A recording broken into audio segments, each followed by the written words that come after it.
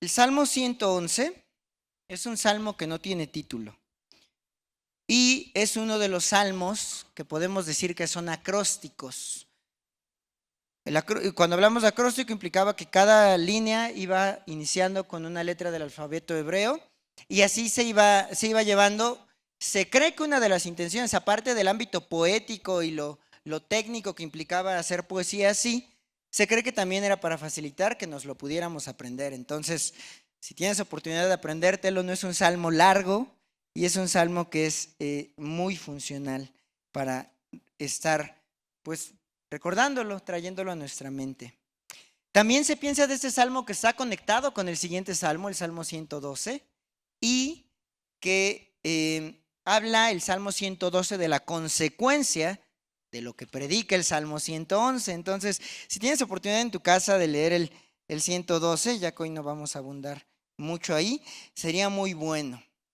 Como te decía, es un salmo que no tiene título, sin embargo, esto es importante, en tu Biblia puedes ver que a lo mejor sí tiene un subtítulo, ese no es parte de los escritos originales, sino que se pone para que lo podamos entender.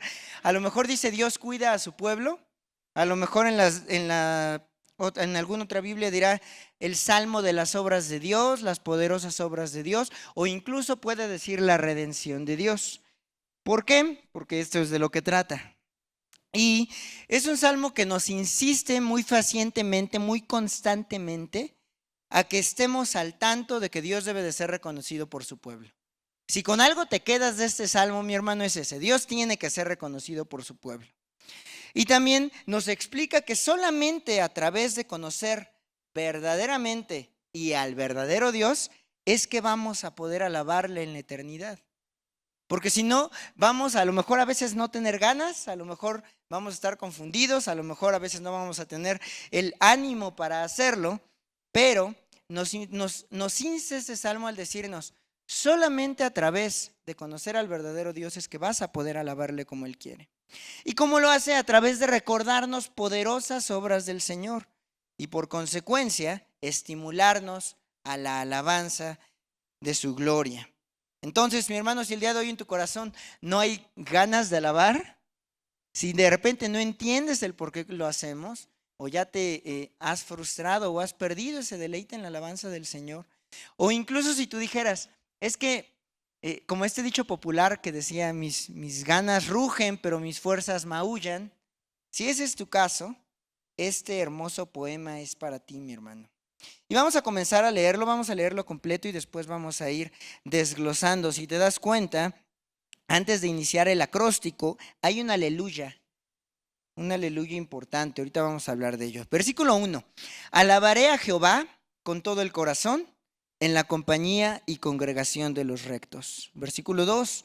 Grandes son las obras de Jehová, buscadas de todos los que las quieren.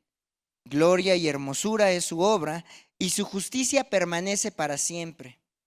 Versículo 4. Ha hecho memorables sus maravillas, clemente y misericordioso es Jehová.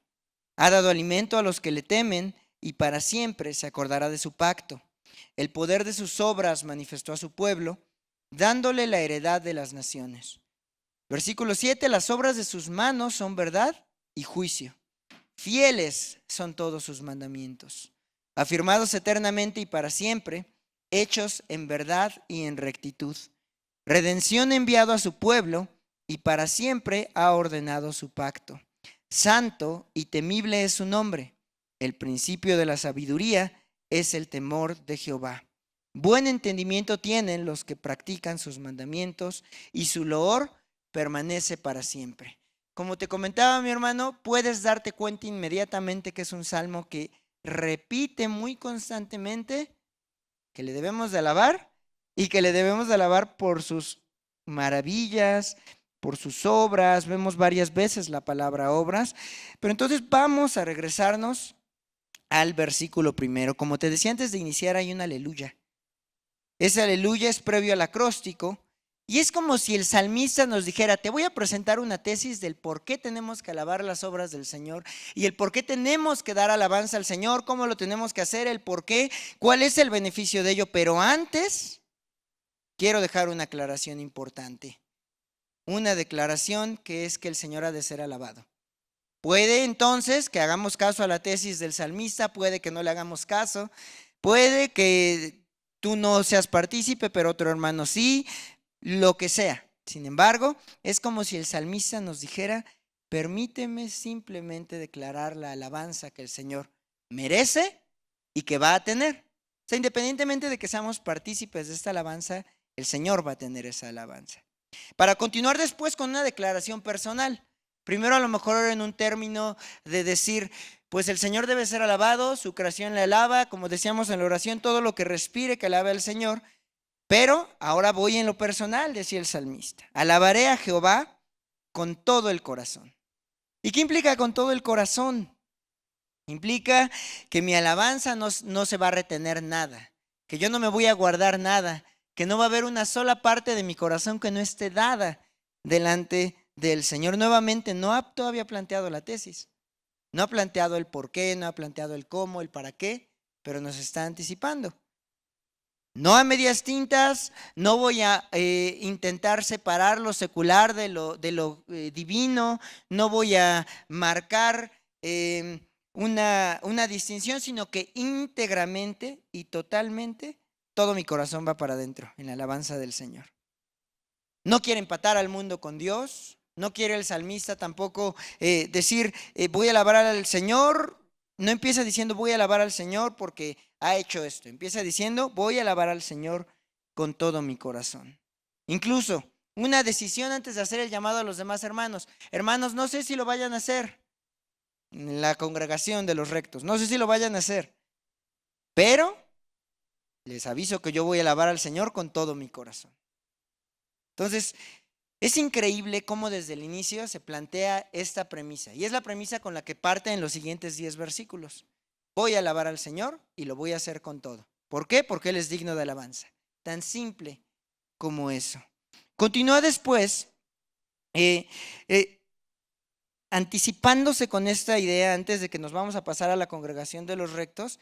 Y veamos que está poniendo antes el ejemplo. No dice, hermanos, todos alabemos para que después cada uno lo haga en lo particular.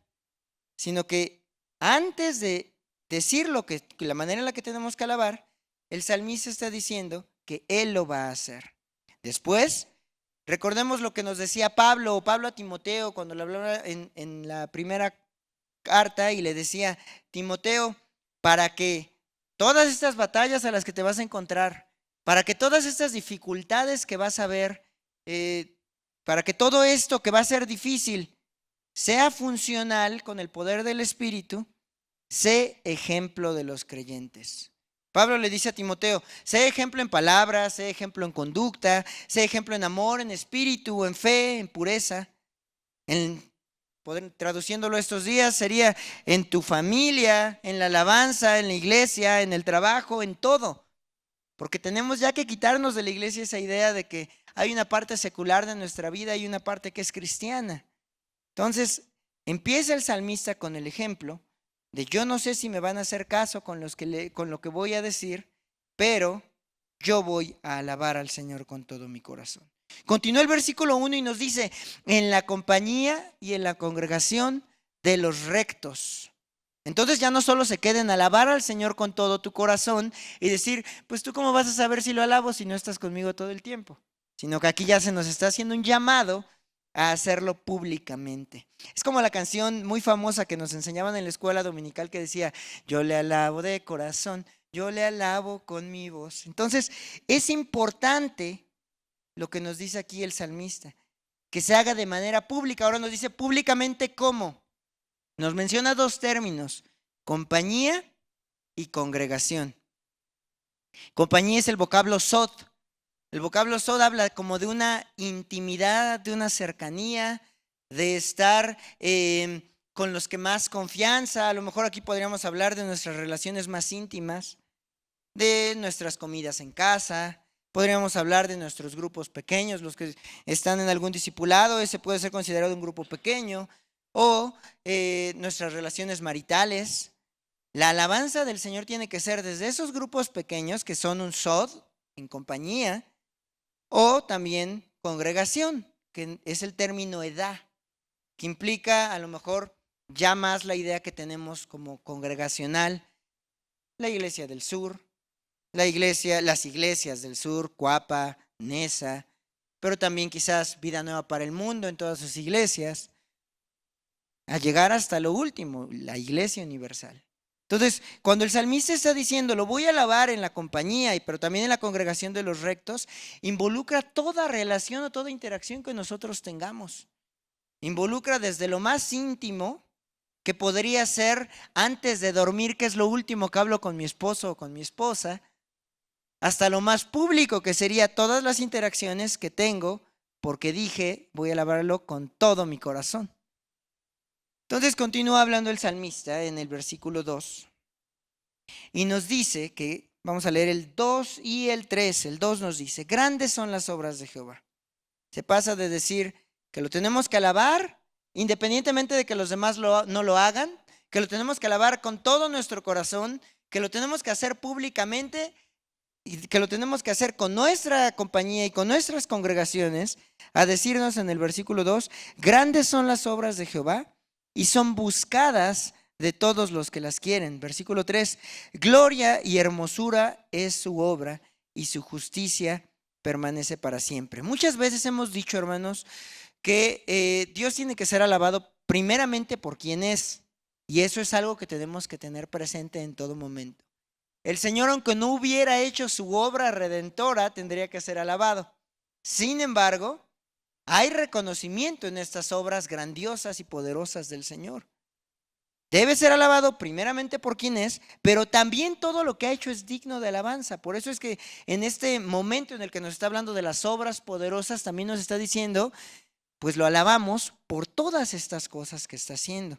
Ahora, te vas a dar cuenta, mi hermano, cuando vayamos leyendo los demás versículos, que se menciona mucho la palabra obras. La podemos ver en 3 sentidos durante este salmo, y eso es algo increíble. Primer sentido, vamos a ver que se habla de un término que es maasim, que es alabamos a Dios por sus obras, o sea, sus actos. No sé, el Señor hizo esto, el Señor dijo esto, el Señor perseveró en esto. También está el término maasé, que es le alabamos por sus obras cuando implica lo que ha creado. Como cuando decimos, tú formaste las estrellas, tú formaste el firmamento, tú hiciste todo lo que hay, tú hiciste al hombre. O como cuando dice, cuando veo las estrellas y veo el firmamento y la obra de tus manos, me maravillo. Esa es una segunda concepción. Y la tercera, que la vamos a ver en el versículo 6, vamos a hablar un poquito sobre sus obras como su providencia. Vamos a explicar también un poco de eso. Pero bueno, aquí en el versículo 2 está hablando de grandes son las cosas que el Señor ha creado. ¿Por qué? Vamos a ver unos ejemplos. Vamos primero al Salmo 8. El Salmo 8 en su versículo 3.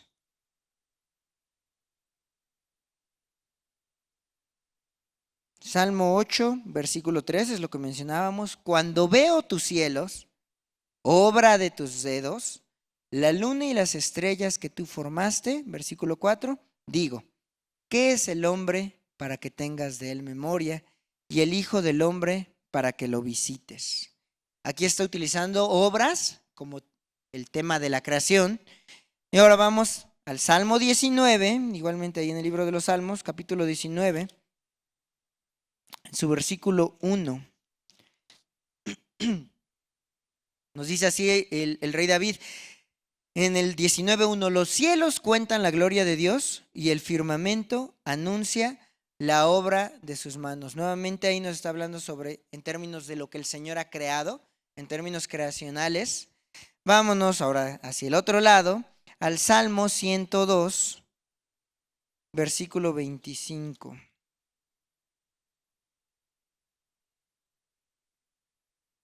Salmo 102, versículo 25 nos dice, desde el principio tú fundaste la tierra y los cielos son obra, creación de tus manos.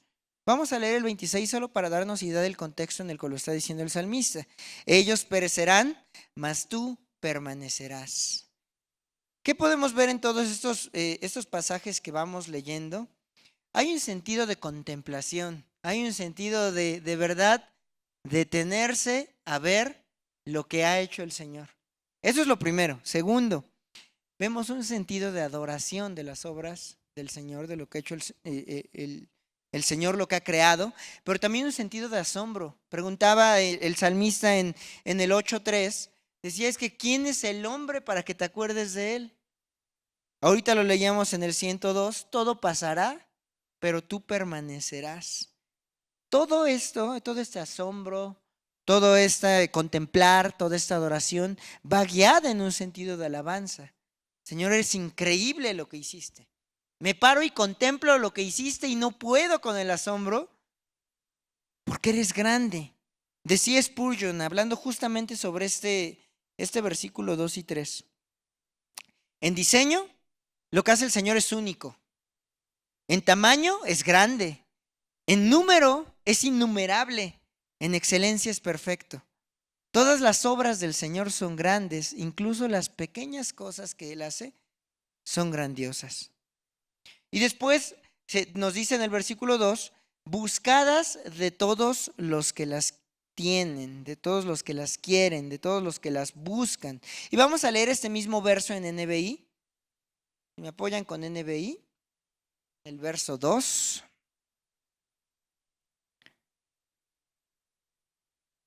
Dice así. 111.2, porfa. 111.2.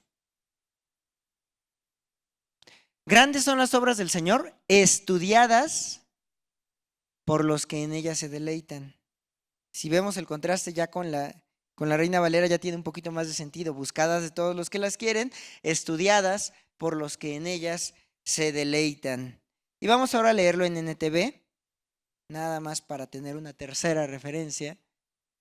Qué asombrosas son las obras del Señor. Todos los que se deleitan en Él deberían considerarlas.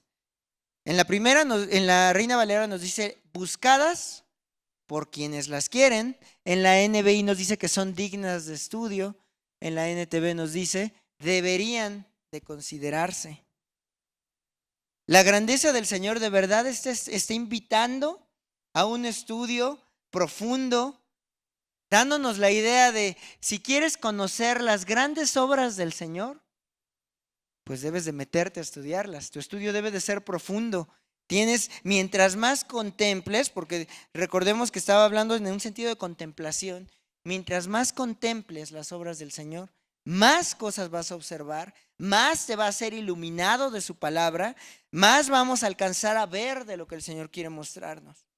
En la Universidad de Cambridge, hermanos, hay un departamento que se dedica al estudio de las ciencias. Y este versículo lo tiene en su puerta. Entonces cuentan que llegó un científico de Oxford a visitar la universidad, a hacer colaboraciones.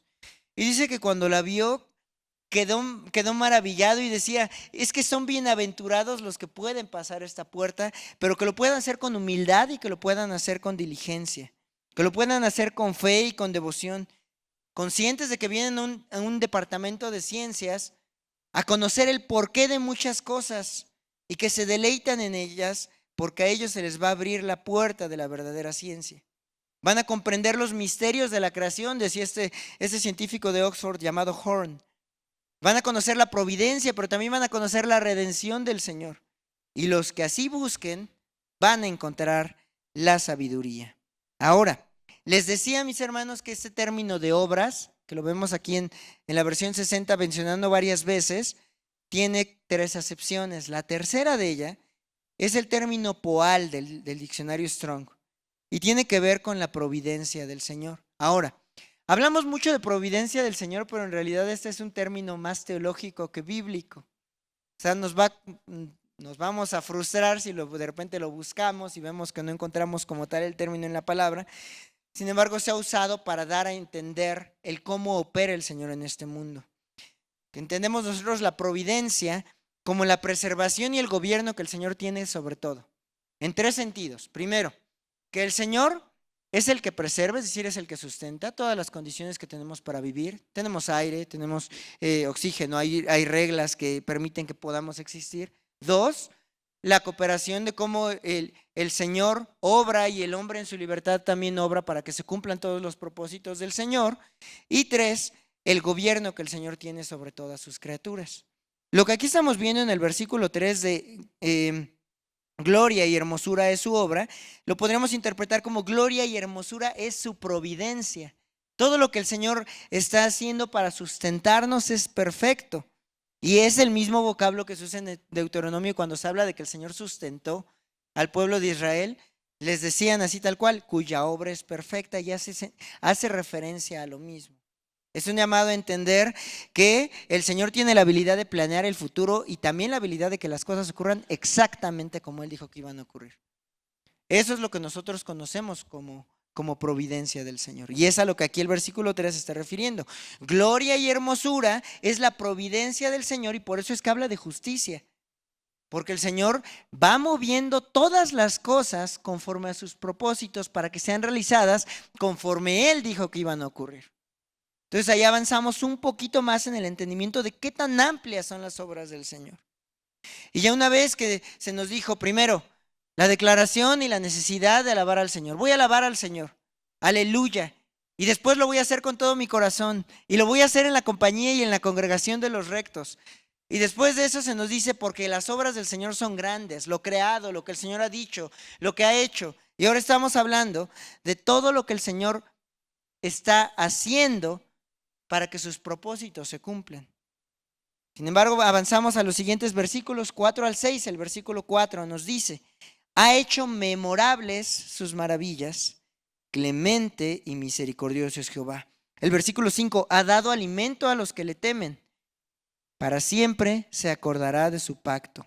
El poder de sus obras, nuevamente, aquí en el versículo 6 estaba refiriéndose a las acciones. El poder de sus obras manifestó a su pueblo, dándole la heredad de las naciones. Y nos recibe el versículo 4 con una declaración tan hermosa que nos dice: ha hecho memorables sus maravillas. Hermano, tú puedes descansar y yo puedo descansar en que todos los actos del Señor, su providencia, su salvación, su cuidado para con su pueblo, cómo históricamente cuidó al pueblo que había escogido, cómo alcanzó a los gentiles, cómo el Señor Jesús incluso predicaba con parábolas y los milagros que iba haciendo. Todos los actos que el Señor ha hecho fueron diseñados y ejecutados de tal manera que hasta el día de hoy hablamos de ellos, para que fueran memorables. Y los describe aquí el versículo 4 como maravillas. Entonces nos habla primero de cómo son sus actos, nos dice son maravillas, para después en el versículo, en la parte B del versículo 4 decirnos la característica o la cualidad, primero se nos habla de las maravillas y después la razón de que ocurran estas maravillas. Las cualidades del ser del Señor se expresan en estas obras. Y eso es increíble. Decía John Trapp, un evangelista, es que ¿cómo podemos nosotros seres humanos creer que se van a hacer pequeñas cosas con una mano tan grande como lo es la mano del Señor? Por eso les digo, las cualidades del ser se expresan en las obras del Señor. Dado que el Señor es tan grande, tan extenso, nos decía el Salmo: alabemos al Señor en la muchedumbre de su grandeza, porque es grande lo que el Señor está haciendo. Nuevamente el versículo 4 lo describe como maravillas.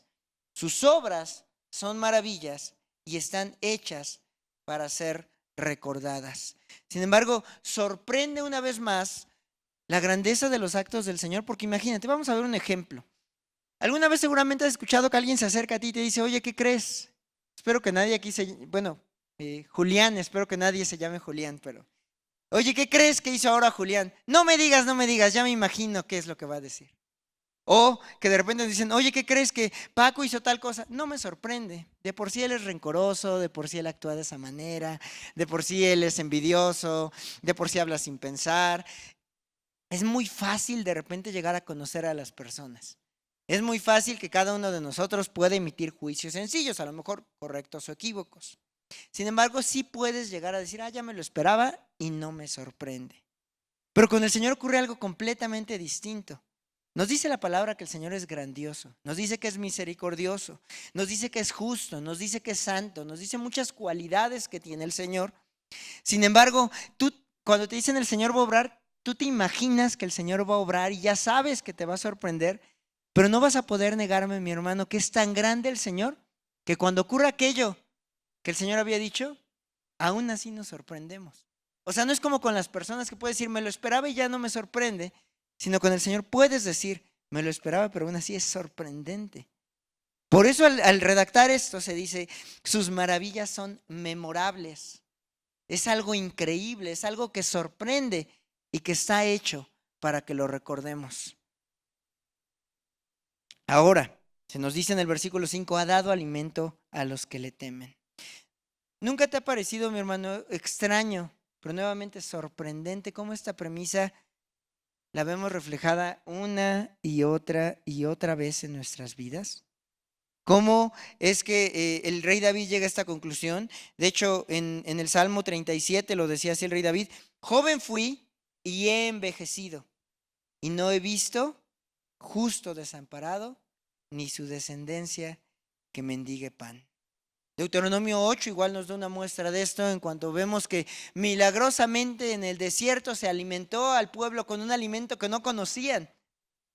Y algo que podría parecer de verdad tan común como la comida, tan constante como el alimento, pero que el Señor ha prometido, se cumple de manera diaria. Y ninguno de nosotros lo puede negar. Así de increíble y sorprendente son estas cosas. Algo tan sencillo como que el Señor diariamente da alimento a los que le temen, se cumple diariamente, de lunes a domingo, 3 veces al día, algunos incluso más, pero se sigue cumpliendo lo que el Señor ha dicho. Entonces nuevamente somos regresados a este carácter del Señor, a la alabanza de lo que Él ha hecho, diciéndonos que es clemente y misericordioso, recordándonos que Él es grande y que todas sus cualidades, que todos sus atributos están obrando de manera perfecta para que todas sus promesas y que todos sus designios y que toda su intención sea cumplida. Nos dice el versículo 5 también, para siempre Él se ha de acordar de su pacto. El Señor hizo un pacto con Abraham, el cual sigue teniendo consecuencias hasta nuestros tiempos. El Señor hizo un pacto con su pueblo en Éxodo 24 en el monte Sinaí, el cual fue cumpliendo conforme a su voluntad, conforme a sus designios, y el cual recordamos para traer a memoria lo grandioso que es el Señor. Una manera, mi hermano, que puedes usar por si no tienes ganas de alabar es recordar lo que el Señor ha hecho, recordar lo grandioso que Él ha sido, y por eso nos dice, avanzando en el versículo 6, el poder de sus obras manifestó a su pueblo. El Señor no solo hizo los actos grandiosos, sino que los manifestó para que los conocieran los que le aman y después en los momentos difíciles los pudiéramos recordar. Porque no todo, si tenemos promesa de algo es que en este mundo iba a haber aflicción. Sin embargo, el Señor apareja esa promesa diciendo, pero no te preocupes, porque ya vencí al mundo. ¿Dónde lo vemos? Vamos a ver primero un ejemplo de cómo el Señor nunca ha ocultado su grandeza. Siempre tiene esta intención de que sea vista su grandeza y de manifestar estas obras, esta providencia, este cuidado hacia su pueblo. Vamos primero al Evangelio de Juan en el capítulo 9. Evangelio de Juan, capítulo 9, versículo 3. Y nos dice lo siguiente. Le estaban preguntando a Jesús, Jesús, ¿es que este hombre que es ciego porque sus papás pecaron o es ciego porque él pecó? Y la respuesta de Jesús es increíble, porque le dice el versículo 3, Jesús le responde diciendo, no es que pecó este ni sus padres, él pecó para que las obras, en el sentido de providencia, en el sentido del poder del Señor, se manifiesten en él. La NTV incluso dice, nadie es que haya pecado, él nació así para que el poder de Dios se haga notorio delante de todas estas personas. Entonces nos dice el versículo 4, el que sigue de Juan 9:3, el 4, me es necesario hacer las obras del que me envió. En este caso es del Señor, es el Señor hablando. Vamos a Lucas 6, nuevamente para ver otro ejemplo que está tremendo también, porque en el capítulo 6 de Lucas, en su versículo 19, dice así: toda la gente procuraba tocar al Señor. ¿Por qué? Porque poder salía de él.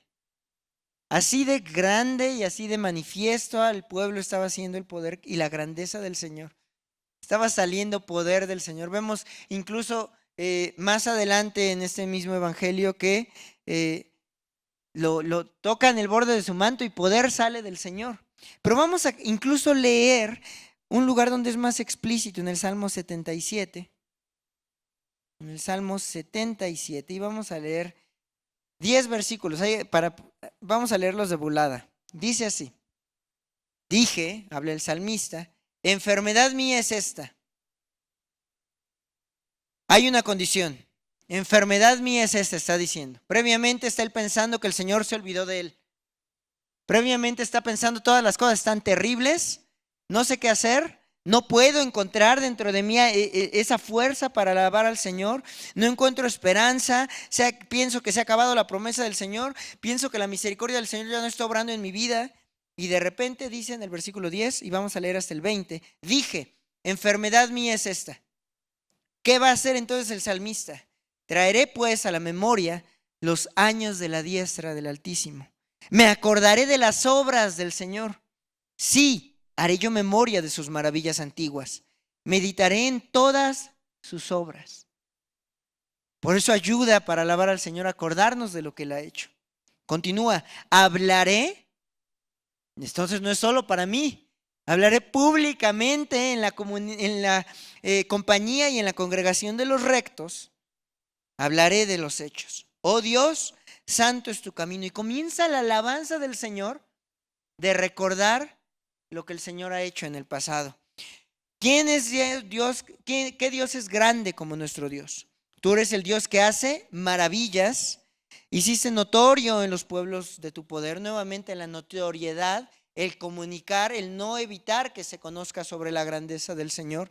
Con tu brazo redimiste a tu pueblo, a los hijos de Jacob y de José. Y después del versículo 16 al versículo 20 habla sobre cómo el Señor causa un efecto con sus obras hasta en las aguas, hasta en los cielos, hasta en la tierra. ¿Qué hizo el salmista entonces práctico? El salmista estaba mal, no quería alabar, estaba desanimado, no veía la mano del Señor y dijo, voy a traer a mi memoria todo lo que ha ocurrido. Por eso sirve recordar las grandes obras del Señor. Lo recuerda y cuando recuerda lo grandioso y maravilloso que ha hecho el Señor, no le queda de otra más que alabarle. No le queda de otra más que concentrarse en lo grandioso, en lo maravilloso del poder del Señor. Siguiente, nos regresamos al Salmo 111 y vamos a leer del versículo 7 al 9. Dice así: las obras de sus manos son verdad y son juicio. Fieles son todos sus mandamientos. Versículo 8. Afirmados eternamente y para siempre, hechos en verdad y en rectitud. Versículo 9.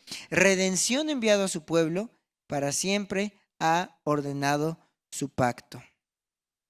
Escucha Israel, Jehová nuestro Dios, Jehová uno es.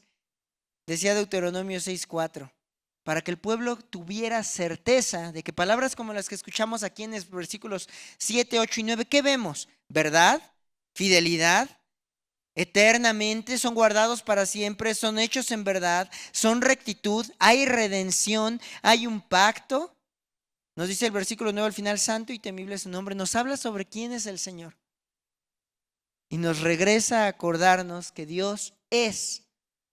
Y que Dios es en su totalidad, cada una de sus características, cada uno de sus atributos. Cuando hablamos de los atributos del Señor no debemos entender que los tiene, sino que Él es eso. El Señor es sus atributos. Por lo tanto, si hablamos de que es sus atributos, si decimos que el Señor es santo, la totalidad de la santidad está contenida en Él. Si decimos que Dios es amor, la totalidad del amor está contenido en Él y conviven dentro de una manera tan perfecta y profunda todos sus atributos que no podemos decir que en algún momento Dios le da pie a su misericordia y deja tantito de lado la justicia, sino que prevalece en lo mismo. Y al decirnos Jehová uno es, Jehová nuestro Dios es, podemos tener, para bien como para mal, certeza de que toda exhortación del Señor está hecha en una unidad, en una unicidad del Señor. Que toda promesa también está hecha en una unicidad. Que toda amenaza, toda bendición, toda maldición son plenamente consistentes con lo que el Señor nos ha dicho. ¿Esto qué tiene que ver con lo que estamos leyendo? Es la manera perfecta que encuentra el salmista para dejarnos en claro que el Señor no cambia, que el Señor permanece, que lo que el Señor ha dicho se ha de cumplir, que si el Señor hizo obras en el pasado, las está haciendo en el presente y las va a hacer en el futuro. No hay cambio, no hay sombra de variación.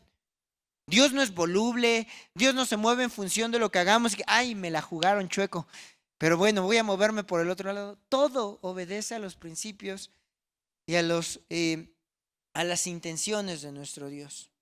Spurgeon decía, nuestro Dios no es un déspota voluble que manda una cosa un día y el día siguiente se arrepiente y manda otra, sino que todos sus mandatos permanecen absolutamente inalterados.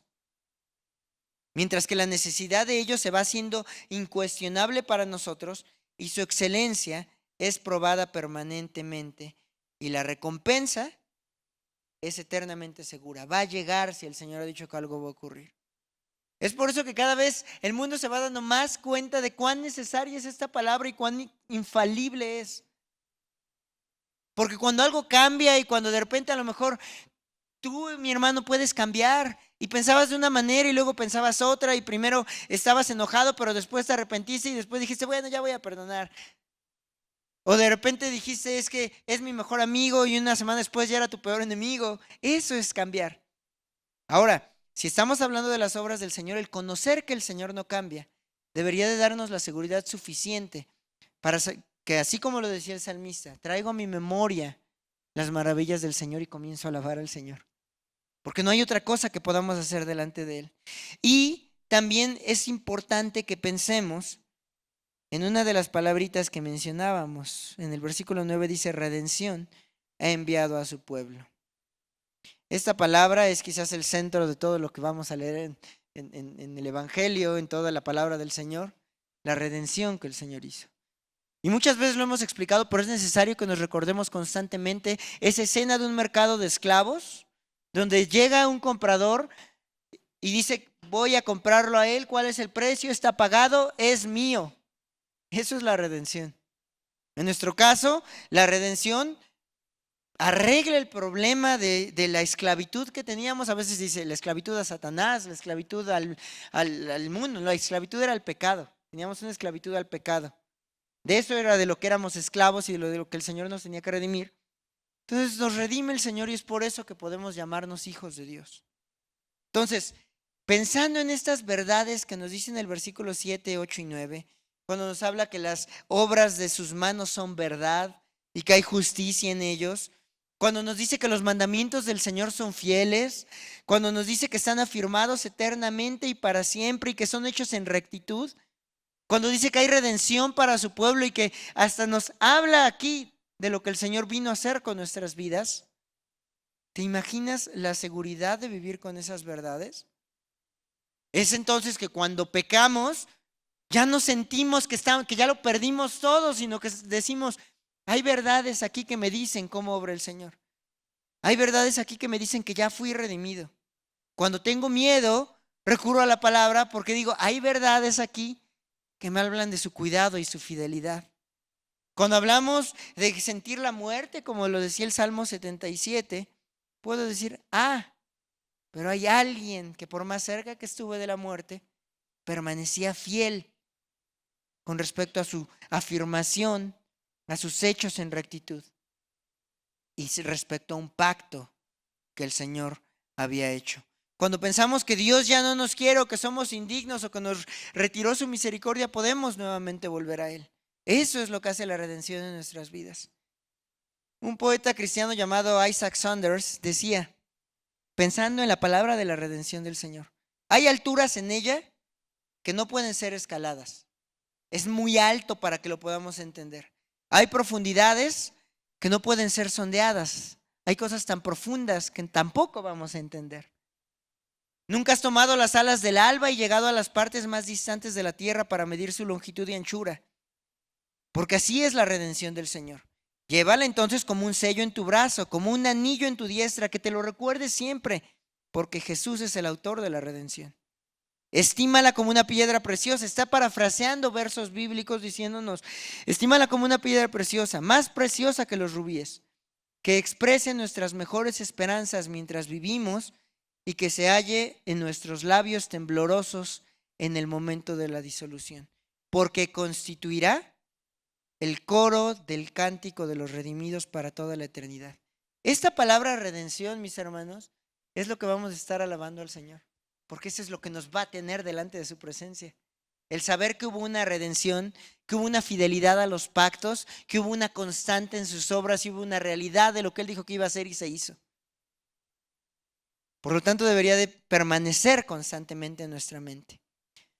Y terminando en el versículo 10, casi quisiéramos no ver el final del versículo 9 que nos dice santo, pero temible es el nombre del Señor. Versículo 10, el principio de la sabiduría es el temor de Jehová. Buen entendimiento tienen todos los que practican sus mandamientos. Su loor permanece para siempre. Les decía que pareciera que no queremos ver de repente el 9 o el inicio del 10, porque nos saca un poco de onda la concepción que tenemos de temor. Y decimos, porque siempre lo hemos dicho en la iglesia, temor, reverencia, temor, respeto, temor, honra, temor del Señor implica que le obedezcamos. Y alguien que muy atinadamente descifraba esta diferencia entre temor concebido socialmente y temor del Señor era Lutero. Cuando es expuesto, cuando estudia esta parte del Salmo 111, él divide y dice, es que yo puedo entender esto en dos sentidos. Primero, un temor servil. Y decía Lutero, imaginemos que hay un prisionero que está en una cárcel. Imaginemos que hay un torturador y que el prisionero empieza a escuchar los pasos, que ya alguien se va acercando poco a poco. Sabe que hay un peligro inminente, sabe que hay un dolor que le espera, sabe que hay un miedo como el miedo del esclavo al látigo, porque va viniendo quizás un propietario del esclavo, un propietario malévolo, pero conforme se va acercando, eso que está sintiendo el prisionero es el temor servil, es el temor que nos hace tener miedo. Pero por otro lado, decía Lutero, hay un temor filial. Un temor filial viene de filialis, que es familia. Un temor filial en el cual es el que un niño tiene por su amoroso padre. Un niño sabe cuánto ha hecho su papá por él, sabe cuánto lo ha amado. Y el temor que el niño siente es un gran respeto. Mi padre es mi héroe. Es un gran respeto de cómo quisiera ser como él. Es un sentido de gratitud porque reconoce todo lo que ha hecho ese héroe. Entonces, ya no teme que el héroe lo vaya a lastimar. Ya no teme que el héroe lo vaya a herir o que vaya a haber látigo por parte de un verdugo, sino que quiere complacer a aquel que lo ha amado primero. Tiene temor de ofender a quien ama, tiene, no por miedo a que lo vayan a castigar o vaya a haber una tortura, sino porque no quiere disgustar a aquel que es su fuente de seguridad, que es su fuente de amor, a aquel que implica el mundo entero para este niño. Y Lutero nos decía, así podemos entender el temor de Jehová. Así podemos entender el temor del Señor. Y nos dice el versículo 10, el principio, o sea, donde podemos empezar con la sabiduría, es el temor del Señor. Para el Señor es importante que sepamos esto, tanto que vemos el mismo principio en Job 28:28, en Proverbios 1:7, en Proverbios 9:10 y en Eclesiastés 12:13. De hecho, en Eclesiastés Salomón dice, es que eso es el resumen de la vida. Teme al Señor y guarda sus mandamientos. Ese es el todo del hombre, dice el rey Salomón. En Job menciona igualmente, el principio de la sabiduría es el temor del Señor. En Proverbios igualmente, hijo mío, atiende las palabras que voy a decirte. Busca la sabiduría como si buscaras la plata, como si estuvieras buscando tesoros, porque alcanzando el entendimiento del Señor, y empieza a dar una lista de las hermosas bendiciones del Señor.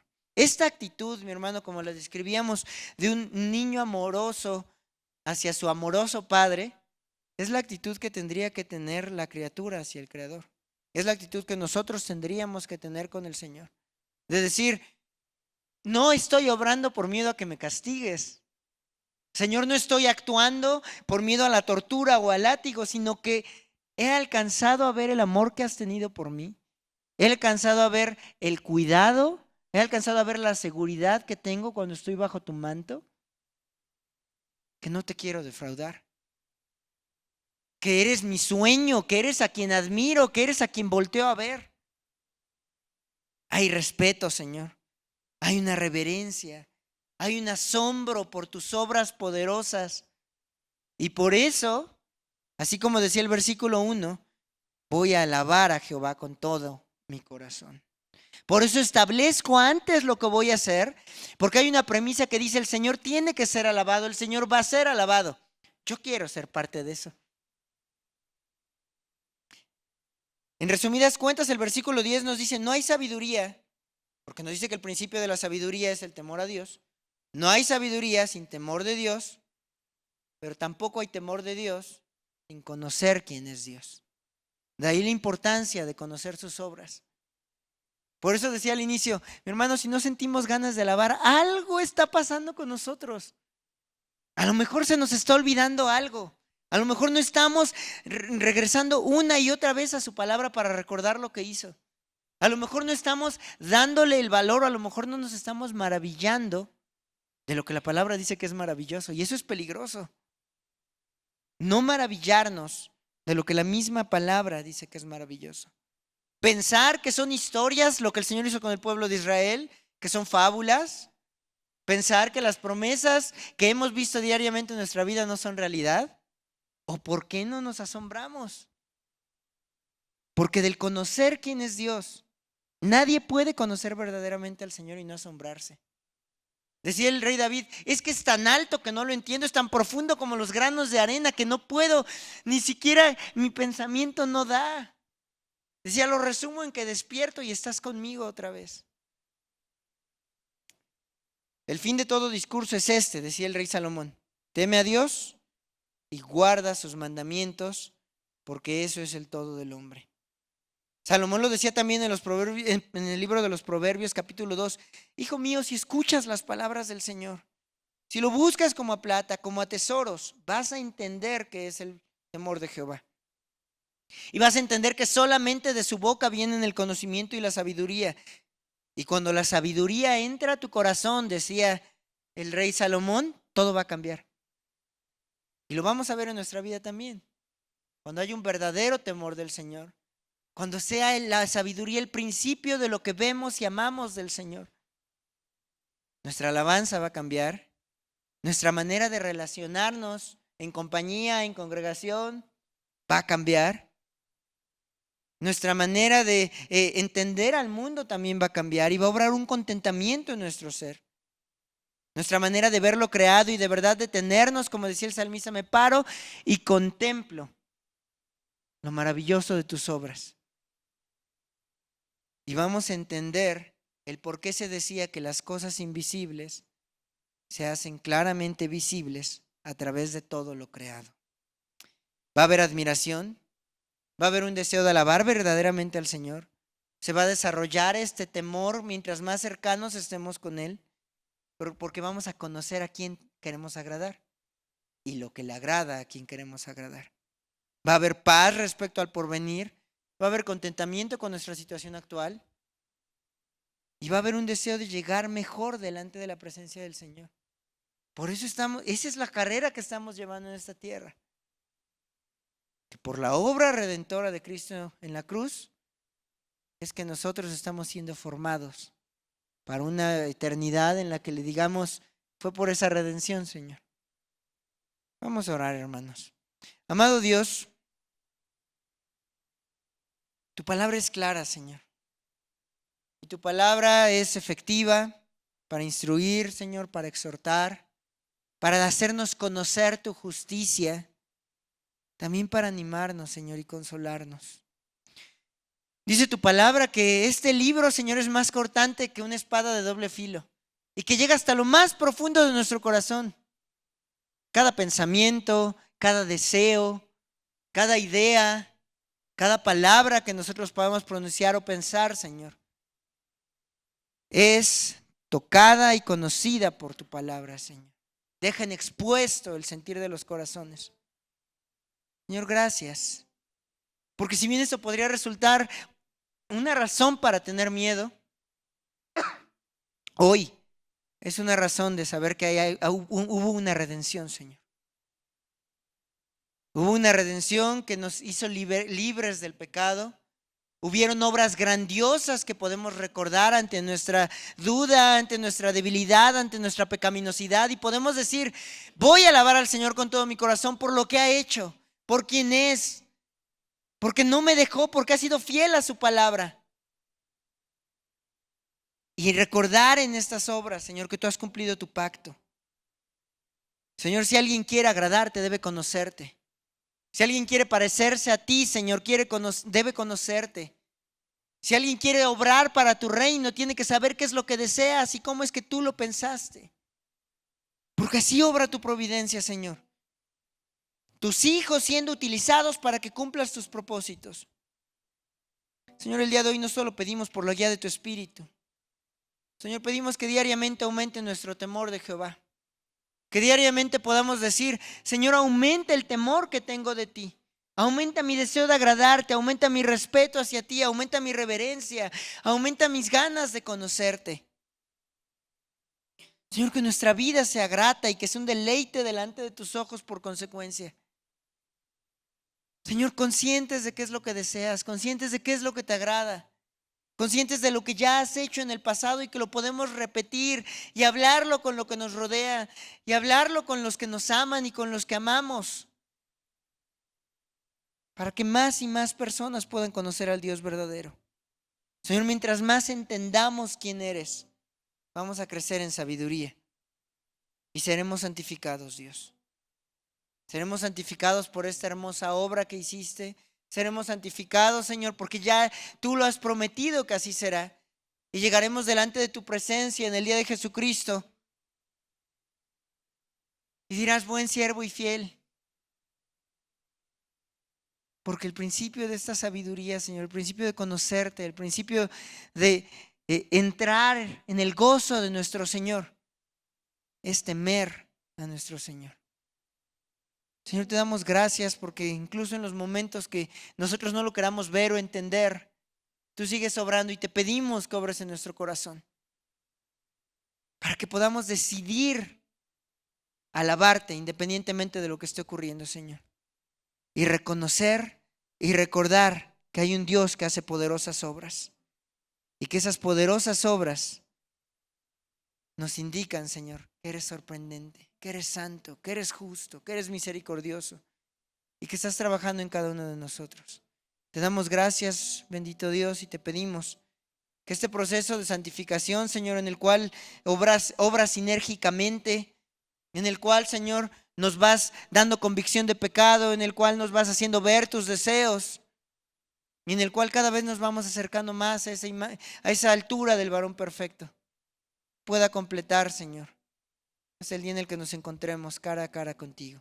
En el nombre de Jesús. Amén. ¿Qué tal? Me da muchísimo gusto saludarles y quisiera simplemente comunicarles que gracias a todos ustedes a través de todas las naciones en el mundo que aman la palabra de Dios y que realmente están interesados en que nosotros como organización Vida Nueva para el Mundo continúe predicando el Evangelio de la gracia de Jesucristo, podamos nosotros continuar haciéndolo gracias a sus donaciones. Este año cumplimos 46 años de ministerio, 46 años donde hemos predicado, pensamos y consideramos de una forma fiel el Evangelio, la sana doctrina de Jesucristo. Nosotros con todas estas donaciones tenemos que sostener pastores, misioneros, obras, equipos de televisión, y aún continuamos buscando la manera de poder elevar este ministerio. Hasta este momento, quiero que ustedes estén enterados, no tenemos una sola propiedad. Y así hemos trabajado durante 46 años porque le damos la importancia a la evangelización, a las misiones y también a los hombres de Dios para levantar más pastores. Le damos las gracias, que pueda Dios con su gracia tocar sus corazones y que puedan ustedes invertir en un terreno donde es fructífero, porque creemos que hemos producido bastante buen fruto para la gloria de Dios. Gracias por sus aportaciones y por las donaciones que sabemos ustedes continuarán haciendo para que podamos continuar siendo fieles en la predicación del Evangelio de la gracia de Dios. Que Dios les bendiga.